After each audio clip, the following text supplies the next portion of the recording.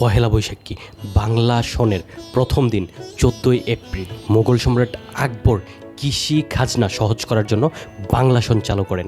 হিজরি প্লাস সৌরপঞ্জিকা মিশিয়ে তৈরি করা হয় বাংলা ক্যালেন্ডার। এটা শুধু উৎসব না, এটা অর্থনীতি, কৃষি এবং সংস্কৃতির মিশ্রণ। মঙ্গল শোভাযাত্রা ইউনেস্কো স্বীকৃত ইউনিভার্সিটি অফ ঢাকা চারুকলা ইনস্টিটিউট এটা শুরু করে। এটা প্রতিবাদ, ঐক্য আর সংস্কৃতির প্রতীক।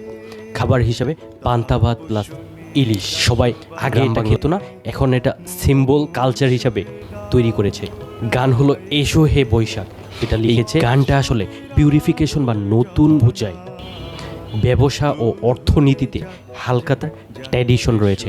দোকানদাররা নতুন খাতা খুলে। নতুন বছর ইকুয়াল নতুন লক্ষ্য। নতুন বছর আসলেই কি মানুষ বদলায় নাকি শুধু একটি মোটিভেশন? আমরা এখন পহেলা বৈশাখ পালন করি নাকি শুধু পোস্ট দেই?